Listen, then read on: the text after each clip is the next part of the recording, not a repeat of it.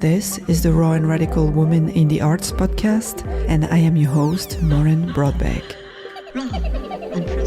In each episode, we explore the mechanisms of identity, vulnerability, authenticity, empowerment, and social change through conversations with inspiring women who are making history and challenging the status quo in both the art world and in society. We talk about their real-life challenges and celebrate cis and transgender women so that you can be inspired, empowered, take action, and further your critical understanding about what it means to be a woman in the arts. Woman feminism. A revolutionary catalyzing reformation. Radical. Hi and welcome to Raw and Radical. For this episode, I am welcoming Véronique Caye. She is a theater director, filmmaker, and theoretician. She obtained a master's degree in fine arts at University Paris 8 with a thesis exploring the relationship between visual art and performance art.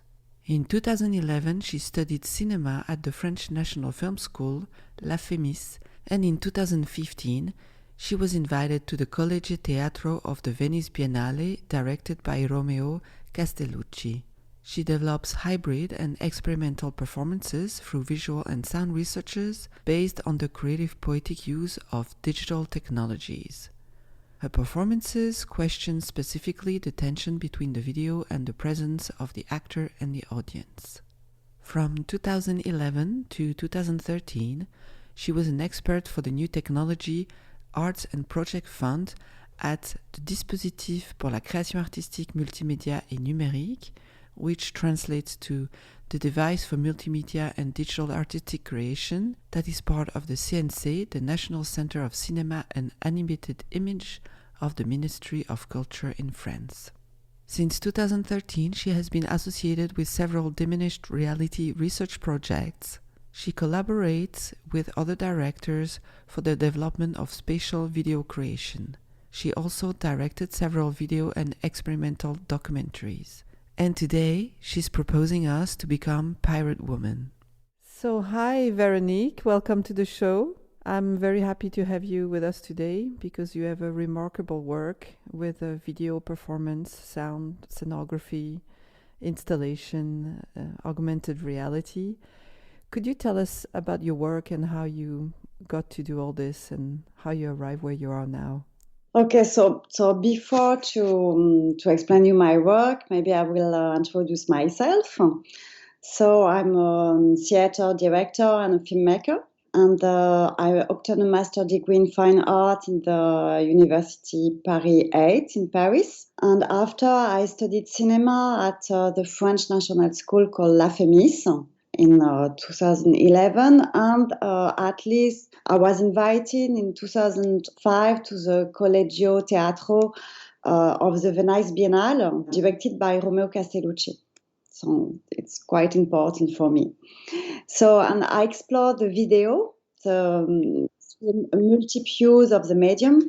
So that's the staging of the image, visual set design, video, documentaries, installation, and augmented reality, and also illusion and teaching. So it's a lot.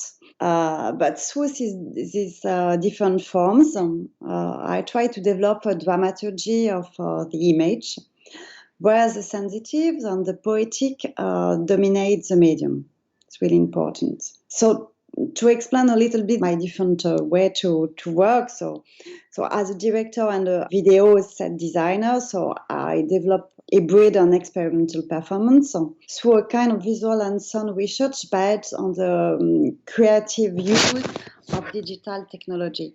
So, and my performance question specifically is the tension between video and the presence of the actor and the audience. So since 2002, I've been creating several multimedia performances in different plants, in France, in Europe, in Morocco, in Japan. It's important for me. I'm also a teacher in a way. Yes. I was responsible for a workshop at the Centre National des Arts du Cirque during 5 years, from 2007 to 2012.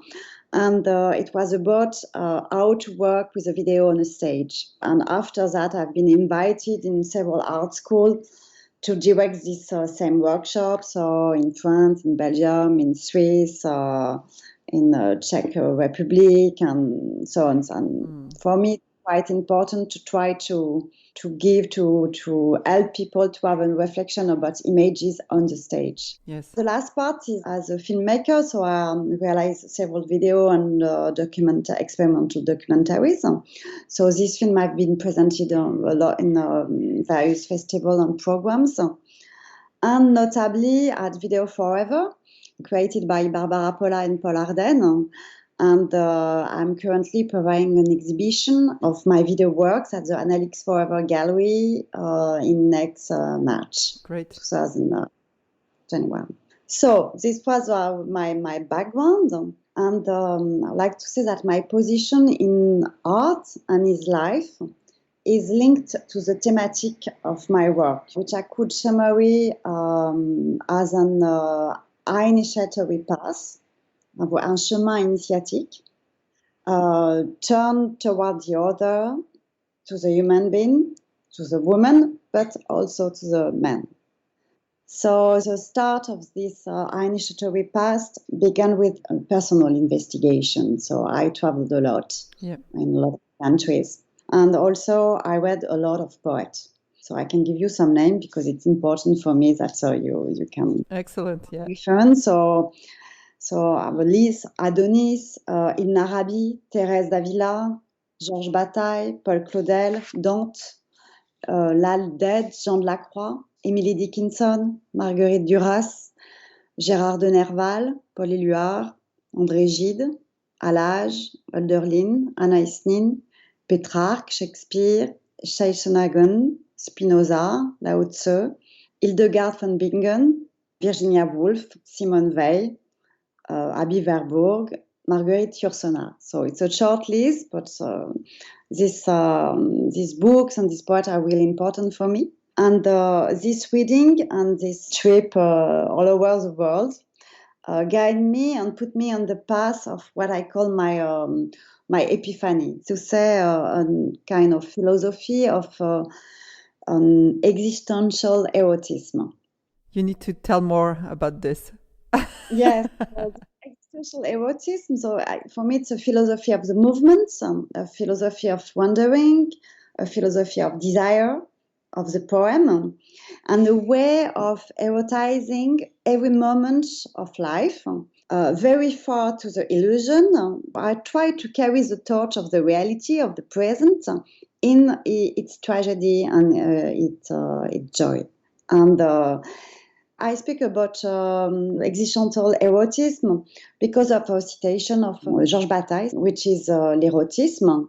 And he said in this book, I will say it in French, maybe you can translate it after. Yeah. De l'érotisme, il est possible de dire qu'il est l'approbation de la vie jusque dans la mort.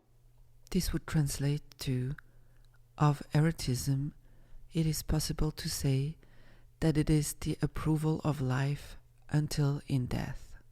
So it's really important for me to approve life even in death. So it's the first things. And the second citation I would like to give you, it's the Syrian poet Adonis. And I will read you the little poetry. Tu m'as posé une question.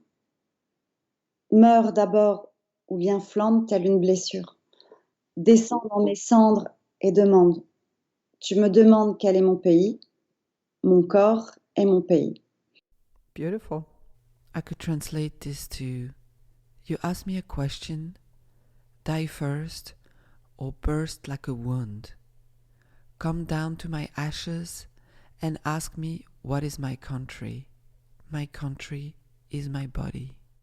So this question of my body is my country, and to approve life even in the days have become my slogans, and my slogans for my daily movements. So this kind of philosophy of existential erotism, in a way, takes the form in my creation of this initiatory past. So from the darkness to light, it's really important for me to take the reality in the two situations, darkness and light. And so following the great wanderers of the mythology, like Orpheus, Ulysse, following also the initiatory path of Dante, the divine comedy, or Thérèse d'Avila, the mystic in her book Inner Castle. So my artistic path, I think, is built in a triptych.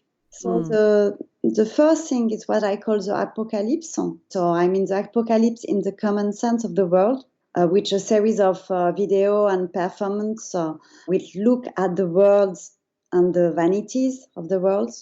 But also I call that apocalypse because of the etymological sense of the word.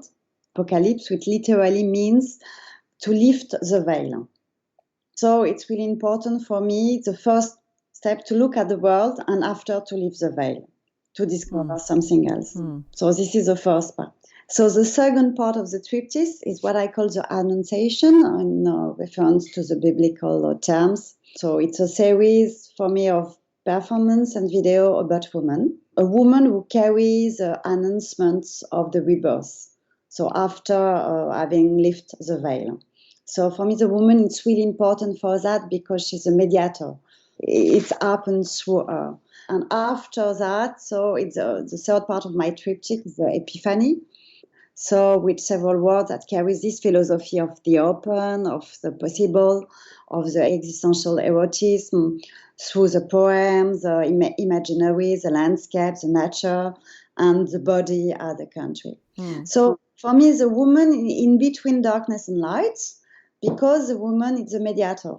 And she is one who announces the rebirth, who announces the possibility to have a quiet life or an happy life, something like that.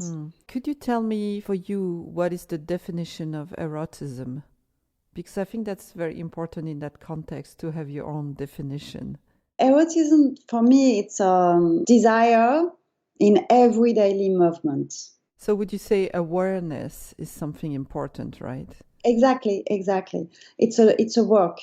For me, it's a work to have this position in life every day.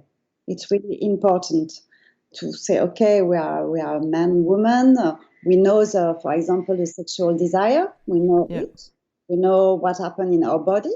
But for me, it's important to take this feeling and to put this feeling in everywhere in life. So to direction to other people, to direction to the street, to everything. So because I find your work is very multimedia, it's very immersive. It mixes together sound and music and video and also all the digital technologies. There's also narration, there's dance, there's performance. And with all of this together, I feel that it slows us down so we are able to feel and look and take in everything. And I really like that about your work. And I'm very curious because all your references were very literary. Yes. But now you take that and you create an entire word with it. And that's very beautiful. Do you write or not at all? I watch with a camera. Okay.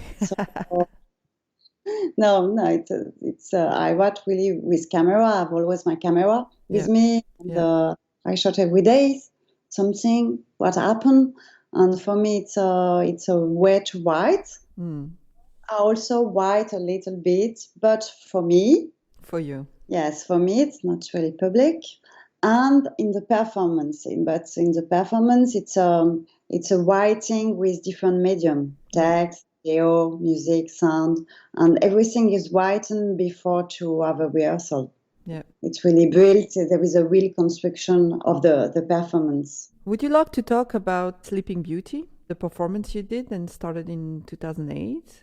This is a piece that illustrates very well how you approach images and performance and how you make it very societal in a subject.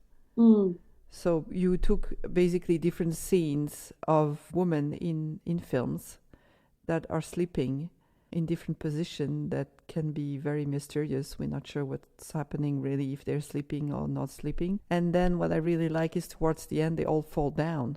They faint or they die or they fall asleep or they all fall, basically. So it shows these very passive ways we look at women. Yes, these women that are sleeping, so sleeping beauty, it's a topic of our childhood, maybe, with the cartoon on the Sleeping Beauty.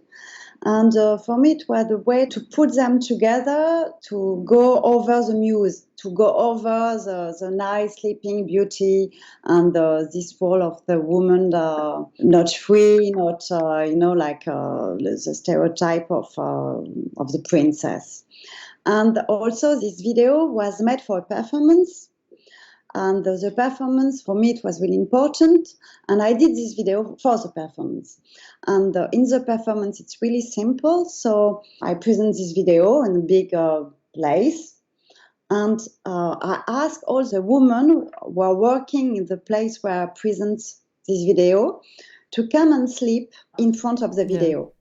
So I did it several times, so it's really different. Sometimes the first time it was in a art center, so I asked all the people from all the women from all the offices. So I mean the director and the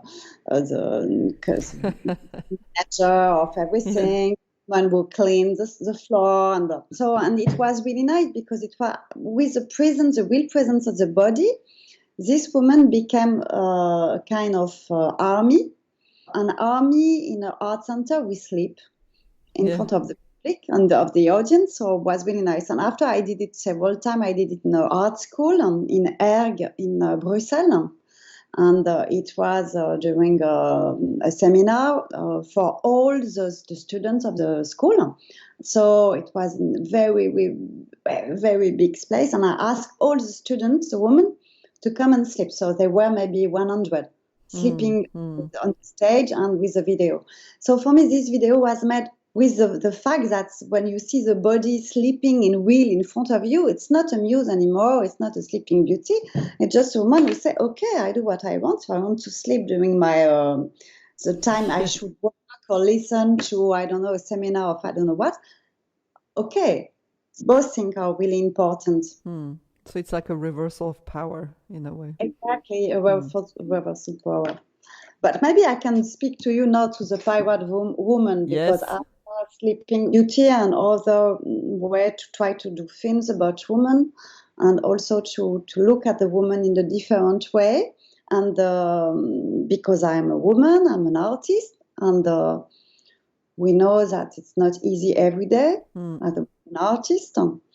Sometimes we are still very surprised when we discover that in an art center or theater, the programmation, there is 2 women doing all 1 year programs in the place. So I really work for the kind of equality between man and woman and representation. So I've developed a posture that I call the pirate woman. I like that, yeah. So for me, the pirate woman is a new woman.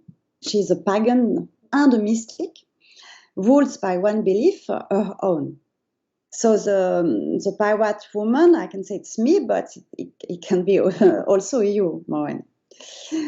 So she's a woman who one day decided to take back the reign of her life and to live in peace and in harmony with her own desire. And the pirate woman has a secret to do that. She desires and she disobeys. Beautiful. So she with the joy of the everyday living, it's important, the joy, to be joyful in life.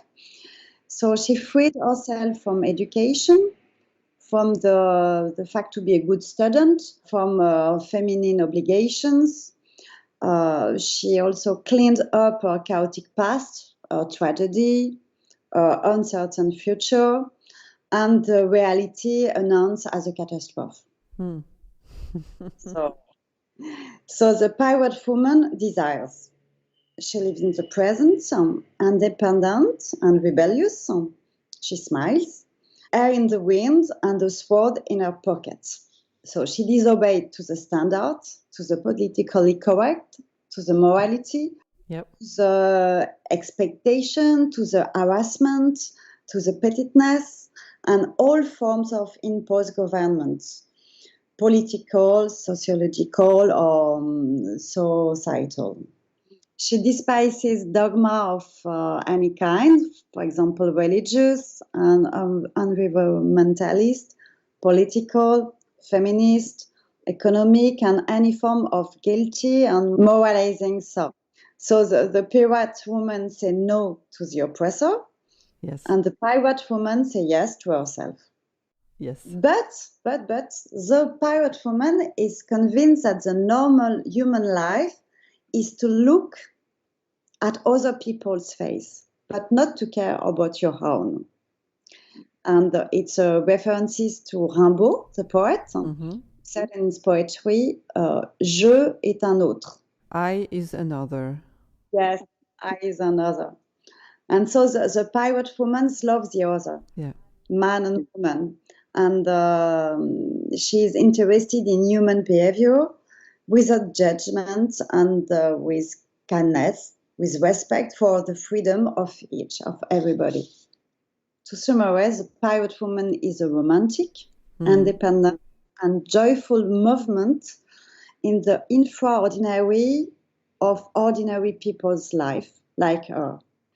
The pirate woman is the heroine of her own life, and I suggest to you, auditor, to be the heroine and the hero of their own life. Beautiful. So it's what I wanted to say about this pirate woman, which is really important for me as my position as a woman in my life and art. Yes. Because ask me that. Well, I think I was born a pirate woman. Yeah, I'm sure. Lots of pirate women. Yeah. And I truly believe that if we want to improve society, make society evolve in the right direction, which is more kindness, more openness, more love, etc., I really believe it starts with ourselves, and it starts deep inside. Yes. And so that's what is important for me, is that we can take a look at ourselves and be inspired by each other and grow from there and open new doors and new ideas. Thanks for sharing this. I love you, pirate woman. Yeah, that's why it's important for me to, the beginning is to leave the veil in the apocalypse world, you know. To leave the veil, I mean, okay, we have a veil on the face who comes from the childhood, from the education, from our tragedy, from everything. So leave the veil, and then we see the reality and the other, and then we can start to be connected to others, and to be connected to others is the possibility to be more connected to ourselves. Yeah. And to find a way to be in life with pleasure. So when you create a new work, do you think about this? How do you implement this idea in your work? To be honest, I don't think about that when I create a new work, because in a way I'm like that every day. Yeah. So it's in me. So it is in the background of everything. Yeah. So it's not something that you consciously really think about it. It just comes out. No, but it took me times to develop this position. Yeah, of course. At the beginning, it was like more intuitive. This position was more intuitive. Yeah. And now I think it's really like a manifest for myself. Yeah. I wanted to talk about two different things. One is about the mediums you use, more specifically, and then your subject. And about the medium, I was curious to know how you bring all those mediums together. What's your take on it? What do you look for when you create and you bring performance and video and scenography and lighting all together? What it is you look for? It was really important for me to mix different medium because it's how I grew up. I mean, in a way, I grew up with a camera because of my family. I had my first camera when I was 7. Yeah. So, and I grew up in the countryside, so in the middle of nowhere. But I had a camera, and we had the TV. Yeah. So and I could have a look on the film. So my relation to another world than countryside was with the images. I mean, because I went the countryside. Yeah, a big city for me. It was only in the movie. It was not in my reality. So for me, images was a kind of projection of another reality. And what is important for me when I do, for example, a performance, it's to mix the reality of the stage, of the moment, of the body of the performer and the body of the audience. It's really important also. And the images, because it's not the same reality. And I'm also really interested of what try to give a kind of organic reception of a performance for the audience. And when I began my first performance shot, I went to see an hypnotizer.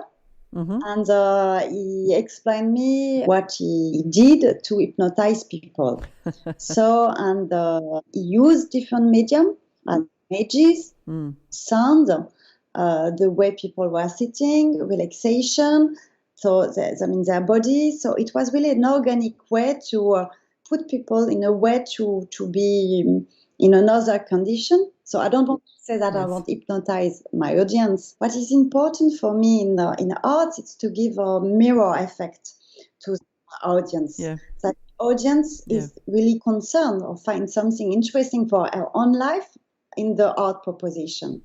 For me, this use of different medium, it's a way to give more chance to people to go in the work because you have more interest in the work. Yeah, makes total sense. The body has a very big importance in your work. Yes, the body of the performer and also the audience. For example, with the sound, we use a lot of spatialization and with kind of illusion, sound illusion, and we use a lot of sub. Sometime under the armchair of the audience. So when you use a lot of sub, people can feel them in the bombs. It's really organic. And also with the images, I try to make illusion with this question of virtual augmented reality. Some trick of like a magician. So it's difficult. You cannot really see that on the video of the performance because you have to be in the moment. Yeah, of course. Yeah, this is super interesting. Would you like to talk about the work Hors du Labyrinthe? Yeah. Because Hors du Labyrinthe seems to be a very important piece for you, and it's also a piece based on the heritage of the writer Anaïs Nin. So you created a performance with it. And I was wondering if you can talk about this work because it does symbolize the freedom of women and the liberation in a way of women mastering their body, their destiny, and their intellect. I did this piece with a performer, Alexandrine Saar, and at the beginning it was a proposition of Alexandrine to work together on the text of Anaïs Nin. And during the work, I discovered a really interesting book called Être femme, and it's a lot of different texts of Anaïs Nin about his position as a woman in her society. I must say that it was in the 70s, and but there is still a very big echo of what she said about the position of the woman. What I really appreciate in Anaïs Nin is the fact that she's totally feminist, but totally in love with men, totally feminine also. And it's not a feminism of opposition, but it's feminism of complementarity. And this position was really, really, really important for me.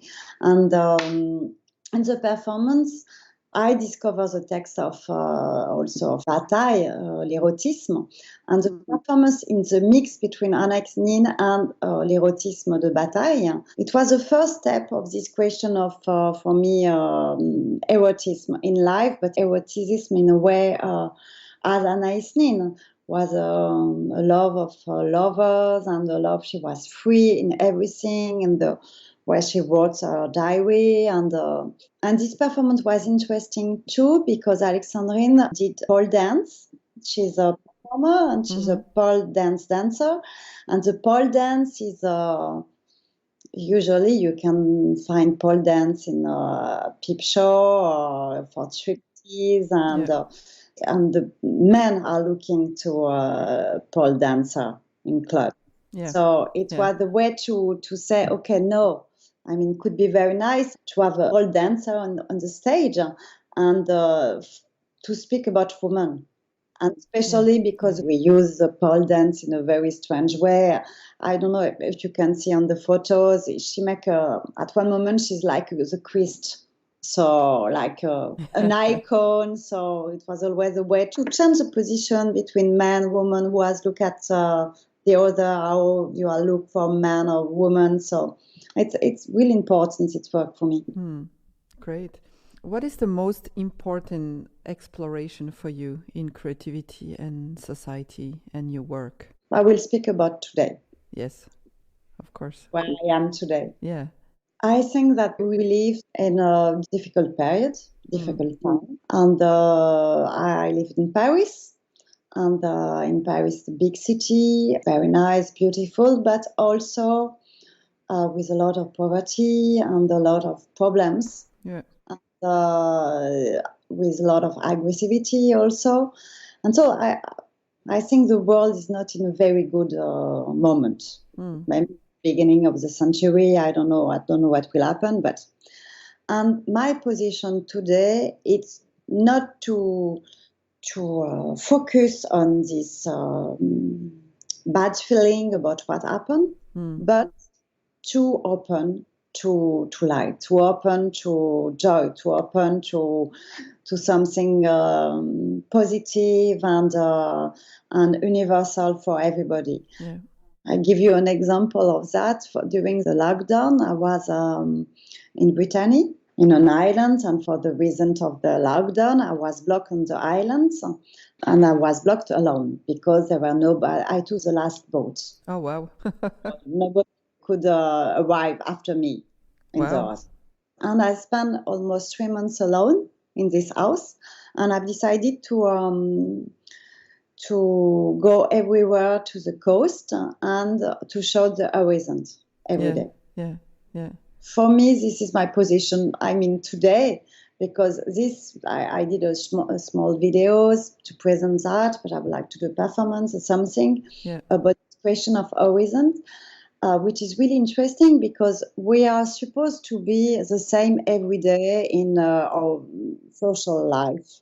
We are supposed to be the same, but the horizon is every day different. I should maybe 80 horizons. There is no two horizons the same. It's always different. And I think it's a nice metaphor of where I want to put my work, is to really to try to give something positive and open. Yeah, and it shows our relationship to our natural environment, which is somehow broken. And because we as human beings or as a society in general, we're supposed to be performing the same every day. We're supposed to be really like machines in a way. And everywhere around us, nature is showing us that it's not the case. Yes. And so that's beautiful. So this is the work where you juxtapose two horizons together. Yes. It's called Nos Horizons. Nos Horizons, yes, exactly. Our horizons. But it's just a preview because I would like to have I would like to do a performance, something, but for the moment I did a little preview to show people what are these horizons. Yeah. Oh, so they all filmed in Brittany. Yeah, I was curious actually because they all look so different. No, it's exactly the same place. Yeah, amazing. Every day at 2 p.m. Exactly at the same place, and in the video, it's a chronologic. I mean, there's no choice of which horizon after which horizon. It's really the chronology of from the 15 March to the 15 June. This is beautiful. Symbolically, while there is a world crisis, the horizon is quiet and peaceful. Yeah, it's beautiful. Well, thanks so much.